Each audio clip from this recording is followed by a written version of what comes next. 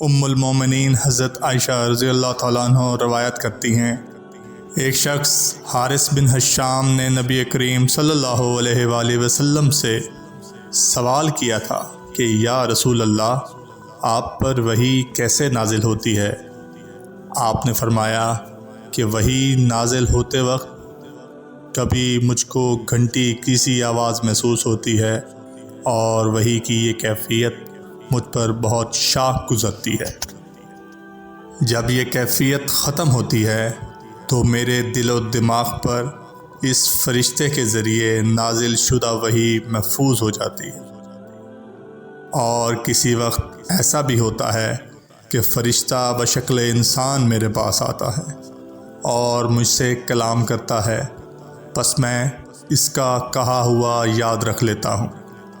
حضرت عائشہ کا بیان ہے کہ میں نے سخت کڑاکے کی سردی میں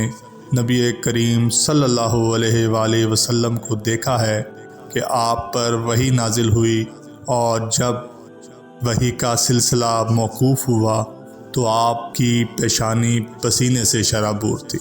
اسی طرح آپ صلی اللہ علیہ وآلہ وسلم نے وحی کے رک جانے کے زمانے کے حالات بیان فرماتے ہوئے کہا ہے، ایک روز میں چلا جا رہا تھا کہ اچانک میں نے آسمان کی طرف ایک آواز سنی، اور میں نے اپنا سر آسمان کی طرف اٹھایا، کیا دیکھتا ہوں کہ وہی فرشتہ جو میرے پاس غار حرا میں آیا تھا،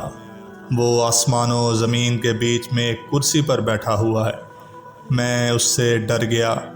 اور گھر آنے پر میں نے پھر کمبل اوڑھنے کی خواہش ظاہر کی۔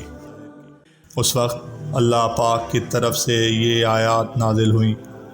اے لیاف اوڑھ کر لیٹنے والے،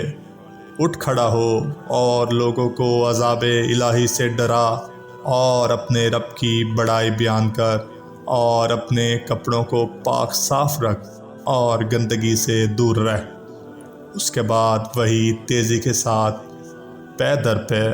آنے لگی۔